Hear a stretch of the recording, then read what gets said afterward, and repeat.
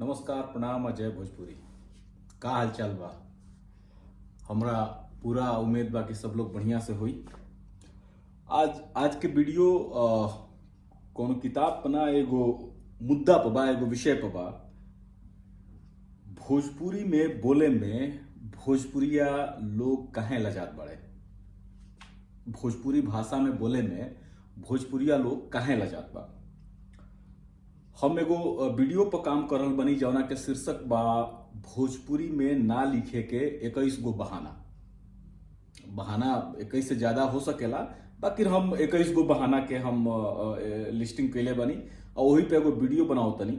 ओकर एगो झलक रुआ सब एजुगा देख सकें वीडियो में। बहाना नंबर 21। वीडियो बाद में आई। भोजपुरी लिखे में अपमान बुझाला, लाज लगेला। हिंदी अंग्रेजी लिखला में ढेर लाइक कमेंट शेयर मिलेला, यही से लोग भोजपुरी में ना लिखेला। असल मुद्दा का बा, आज के जो मुद्दा बा भोजपुरी में बोले में भोजपुरिया लोग काहे लजा रहल बा। आज के दिन ट्विटर पर एगो कुछ भोजपुरिया लोग एगो हैशटैग चलावल ह, भोजपुरी टू 8th शेड्यूल, माने संविधान के 8वां अनुसूची में भोजपुरी के शामिल करे के मुद्दा के लेके ई हैशटैग चलावल हटे। बहुत लोग ट्वीट कइल हटे, बाकी ट्रेंड ना हो पावल हा। ट्विटर पर ट्रेंड के अपन अर्थमेटिक बा, अपन गणित बा। हमहू ए ट्वीट में शामिल रहनी है, मने ए हैशटैग के हमहू ट्वीट कनी, अपना ओर से कुछ ट्वीट कनी हटे, आखर से भी भइल हटे। अब बहुत लोग बाकी कइल हटे, बाकी ई ट्रेंड ना कइलस हटे। तो हो सकेला कि जे भोजपुरी के आज ट्वीट कइले बा ओकरा तनी दुख भइल होके, बाकी ट्विटर के अपन अर्थमेटिक बा। ब्लू टिक वाला जोन बाटे, ब्लू टिक जेकरा मिलल बा, उ लोग यदि ये हैशटैग के समर्थन में कुछ लोग करी ट्वीट, उनकर फॉलोअर ज्यादा लोग रिट्वीट करी तो हो सकेला एकर असर होई। बाकी कुछ ऐसा भइल है ना, ट्रेंड ना कइलस या। यही बीच में एगो पत्रकार हैं उत्कर्ष सिंह, हम इनकर वीडियो अक्सर शेयर करे नहीं रुआ सब संगे फेसबुक पे। तो उत्कर्ष सिंह के एगो ट्वीट रलटे, ट्वीट रुआ देख सके नहीं जुगा। वहां का लिखा था नहीं कि दिल्ली मुंबई तो छोड़ दीजिए, यूपी बिहार में ही भोजपुरी बोलने वालों को दोयम दर्जे से देखा जाता है। भोजपुरी बोलने समझने वालों की संख्या करोड़ों में है, फिर भी इस भाषा को अश्लीलता का पर्याय बना दिया गया। भोजपुरी जानने वाले लोग खुद भी भोजपुरी बोलने में शर्म महसूस करते हैं, ऐसा क्यों? यहाँ के आज के ट्वीट हटे, ये जब ट्विटर पर हैशटैग ही चलत रहा वही दरमियान ये आइल हटे। तो यही विषय पर, यही चीज के लेके हम आज के वीडियो बनावतनी। अपना भूमिका बांधे से माने बांधे के वजह यह बा कि एगो मुद्दा जौना के हमनियों के अक्सर कहे नहीं जा, वही के उत्कर्ष सिंह जी कहले बानी यहाँ के ब्लू टिक बाटे ट्विटर पर। तो खैर, तब ये मुद्दा पावता नहीं हम जॉर्ज ग्रियर्सन से लेके डॉक्टर उदय नारायण तिवारी तक के किताब पढ़ले बनी। डॉक्टर उदय नारायण तिवारी भोजपुरी पर उनकर सबसे ऑथेंटिक शोध मानल जाला। ग्रियर्सन के बाद यदि भोजपुरी भाषा पर केहू बढ़िया से शोध कैले बाटे तो डॉक्टर उदय नारायण तिवारी जी हैं। ये दोनों लोगन के शोध के बीच में करीब 70-80 साल के अंतर बाटे।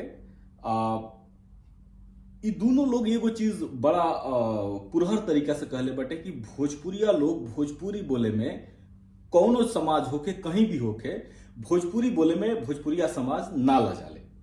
हम 20-25-30 साल पहले के भी शोध किताबिन के पढ़त आनी, साहित्य से लेके, भाषा से लेके, भोजपुरी समाज के लेके। तो वो किताबिनों में ऐसा बाटे कि हर जगह ही लिखल बाटे कि भोजपुरिया लोग भोजपुरी बोले में ना लजाला। फिर ऐसा का भइल कि आज उत्कर्ष सिंह के जे शायद भोजपुरी इलाका से होखस, कहे से कि हम उनका देखनी है गाजीपुर, बनारस, कुल लिखल लटे उनका प्रोफाइल में, तो हो सकेला कि भोजपुरी जानत होखस। तो आखिर उत्कर्ष सिंह पत्रकार के भोजपुरी के मुद्दा हिंदी में लिख के ई काहे कहे के पड़ल हटे कि भोजपुरी बोले वाला अपना के दोयम दर्जा के मानेला, भोजपुरी अश्लीलता के पर्याय बन गई बिया, आ भोजपुरी जाने वाला लोग भोजपुरी बोले में शर्म महसूस करेला। उत्कर्ष सिंह हमरा जहां तक पूरा विश्वास बटे कि भोजपुरिया इलाका से हुई है, कहाँ से कि इतना ऑथेंटिक तरीका से बात के कहले बड़े कि माने के पड़ी। तो रउआ सबके यही से चलत हम आगे बात करब। तो रउआ सबके एगो देखल सुनल बात बताओ तनी।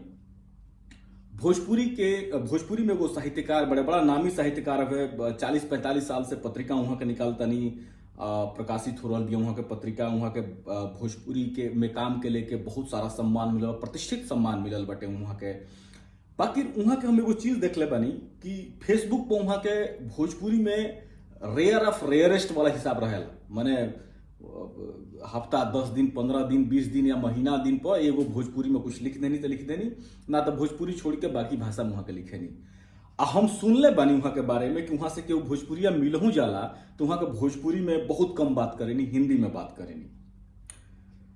वर्तमान समय में रुआ सब यदि ठीक से देखे के बुझे के कोशिश करब तो भोजपुरी भाषा के नाव पर जितना संस्था बाड़ी सब, जितना समूह चलावे वाला लोग बा, चाहे जितना प्रकाशन बाटे, अब प्रकाशन ढेर नहीं है भोजपुरी के नाम पर, बाकी जमने बा भोजपुरी किताबिन के प्रकाशित करे वाला अधिकतर प्रकाशन समूह जौन बाटे, जौन की भोजपुरी खातिर जानल जाला, भोजपुरी में प्रकाशन खातिर जानल जाला, ओहू के पेज से भोजपुरी किताब चाहे भोजपुरी पत्रिका चाहे भोजपुरी से जुड़ल कोनो चीज के अगर यदि पोस्ट देखो तो भोजपुरी में ना हुई, हिंदी में हुई। ऐसा का है अचरज के बात नहीं है कि जे भोजपुरी में किताब निकालो तटे, भोजपुरी किताब के बारे में बताओ तटे, बाकी वो भोजपुरी में नहीं बताओ, वो हिंदी में बताओ तटे, चाहे और कोनो भाषा हो सके, लेकिन हिंदी ज्यादा रहे।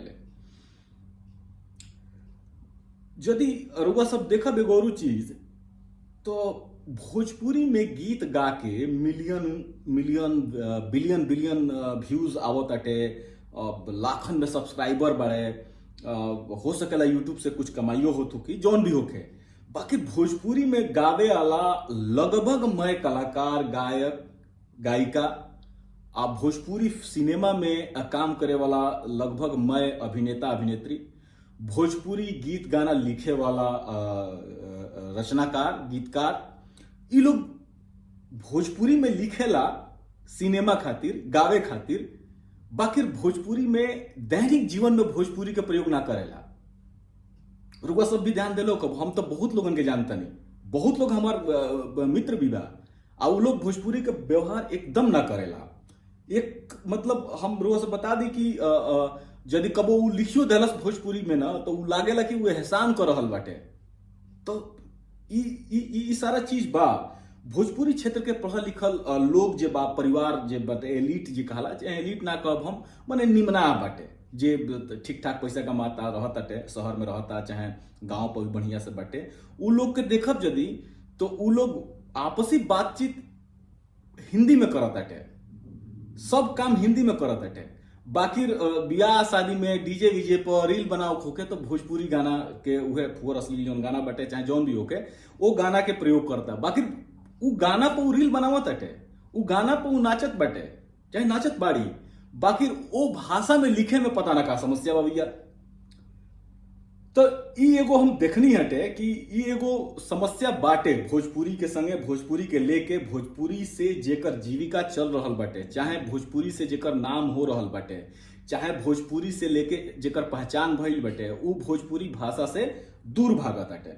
हम खुद को व्हाट्सएप ग्रुप में बानी जौन की भोजपुरी के ह, देश में या विदेश में, बाकी विश्वास करी वो ग्रुपन में भोजपुरी में तो बातें ना होला, अब भोजपुरियों के बारे में बात यदि कोनो दूसरा भाषा में होता है तो वो जैसे कि साल भर में पिंडदान करे खातिर या पितरपक्ष के लोग इंतजार करला ना पिंडदान करे खातिर, वैसा ही भोजपुरी के लेके बात होला। तो ई समस्या बा। अब सवाल उठता कि ऐसा काहे भई, आखिर का बाटे कि भोजपुरी जौन की कबो गर्व के बात रहे, जाना में बोलल बतियावल, उ आज लाज के बात, दोयम दर्जा वाली बात, शर्म के बात काहे बन गई बिया। तो हमारा कुछ अपन सोच बाटे। बनारस संस्कृत भाषा खातिर मशहूर रहे, आ हिंदी राष्ट्रभाषा के लेके जौन बा, राष्ट्रभाषा ना हो बाकी राष्ट्रभाषा लोग मानेला। तो ए वजह से भोजपुरिया लोग आजादी के पहले, मतलब आजादी के संघर्ष से पहले संस्कृत खातिर बढ़न करेजा रखले रहे। आजादी के संघर्ष में, आजादी के बाद जौन बा उ करेजा जौन बा संस्कृत से हिंदी खातिर हो गई, आ वो करेजा में भोजपुरी खातिर कहीं एगो कोना में स्थान रहे। उहे कोनो वाला स्थानवा जौन बाटे तनी गर्व के मजा देत रहे, गर्व करे के कहत रहे। यानी कि यदि हम बात करी तो रुआ सब रेफरेंस ले, बहुत सारा हिंदी के साहित्यकार लोग ई लिखले बाटे कि हमारा घर में भोजपुरी बोलल जाले, यानी कि चूहानी के भाषा बना दियल गई भोजपुरी के। चूहानी मतलब लोग समझत हो रसोई घर में जो चूल्हा रहेला ओकरा के चूहानी कहल जाला, तो चूहानी के भाषा भोजपुरी के बना दियल गई। यानी कि एगो इमेज तैयार कर दियल गई कि भोजपुरी के सीमा जोन बा एजुगे तक ले बा। भोजपुरी के अकादमिक मान्यता ना मिलल, संवैधानिक मान्यता ना मिलल, ए वजह से साहित्य जगत, बौद्धिक जगत जोन बाटे तो भोजपुरी से कटे लागल।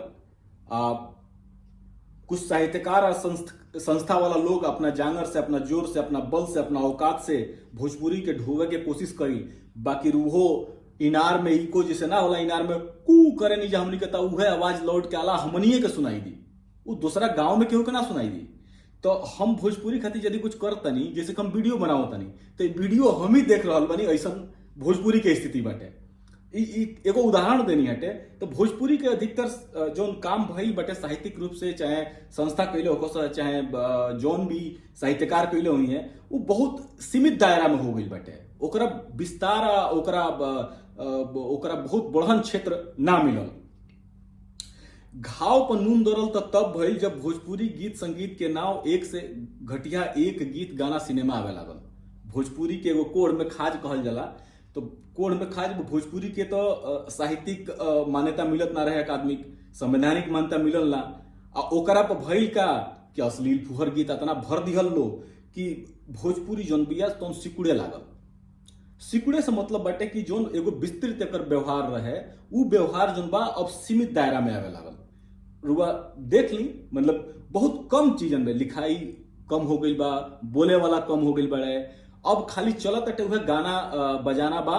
उहो गाना बजाना भोजपुरी के लोग से उ नहीं खे, उ कुछ लोग बना देता चलताऊ पॉपुलर कल्चर में, उहे चल रहा बाटे, बस उतने तक अभी भोजपुरी ये समय लौकतिया, ये से ज्यादा भोजपुरी नहीं खे लौकत। तो कहीं ना कहीं जोन बाचल बा, जोन लौकत अटे, उहे एकर पहचान बने लागल बिया। मतलब अश्लील फुहर जोन गवाता उहे एकर पहचान बनी बा, कहीं से और चीज लोगन के लौकत नहीं खे।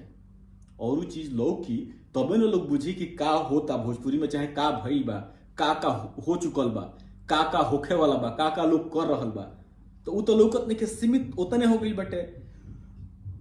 फुहर अश्लील गावे वाला पहले पॉपुलर कल्चर में आई, फेमस भइल, ओकरा बाद उ सिनेमा में हीरो बन गई, आ ओकरा बाद उ नेता, सांसद आदि इत्यादि बन गई।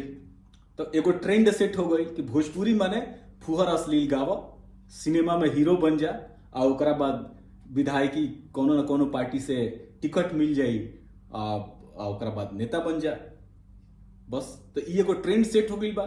तो ओकर पहचान माने भोजपुरी के जोन एगो गली बनल बैठे, गली जोन भोजपुरी एगो विस्तार रहे, एगो बढ़न चक्रोट रहे, वो भोजपुरी के एगो गली बना दियल गेल बैठे, और गली में बस उहे एगो रास्ता बाटे, फुहर गावो, फुहर सुनो, फुहर गायकन के तारीफ में कहो, चाहे ओकनी के गरियावो, जोन भी होके, आ ओकनी के फिर ओकरा बाद हीरो बनता रह, ओकरा बाद नेता नेता बनता रह, सांसद बनता रह, 3-3 गो जना चल जी रिमोट से का लहंगा उठावे वाला इस समय सांसद बड़े।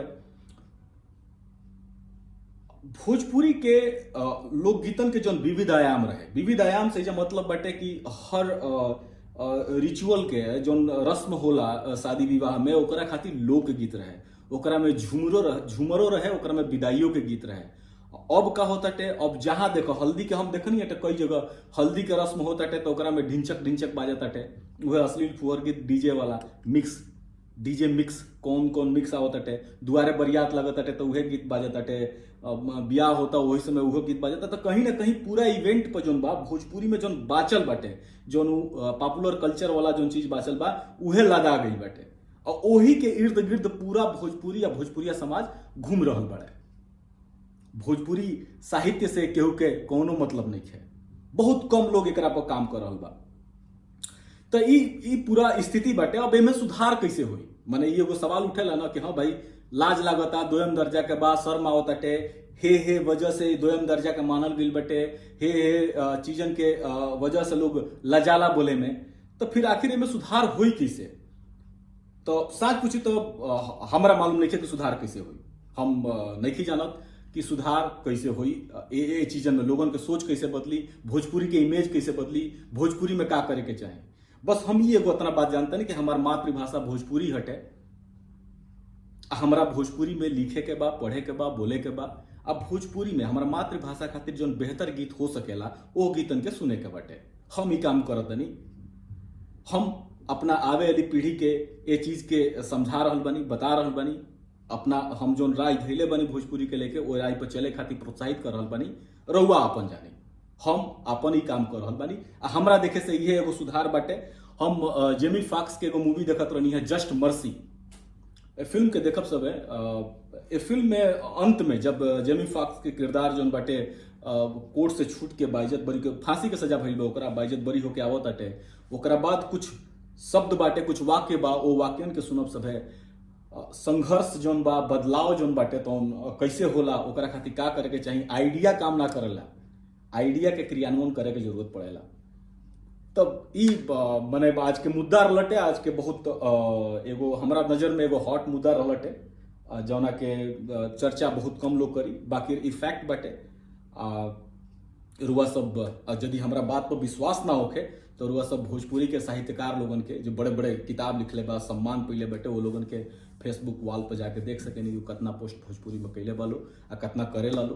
कलाकार लोगन के रुआ सब देखते बनी, गायक गायिका लोग के रुआ सब फॉलो करते बनी, प्रकाशन संस्था से रुआ सब जुड़ले बनी, समूह जितना बाड़ी से भोजपुरी के से जुड़ले बनी, व्हाट्सएप ग्रुप में भी जुड़ल होगा, पर वो सब अपना के भी देख सकेनी कि रुआ सब कहली भोजपुरी में लिखे।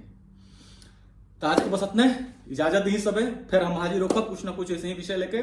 तब तक प्रणाम, धन्यवाद, जय भोजपुरी।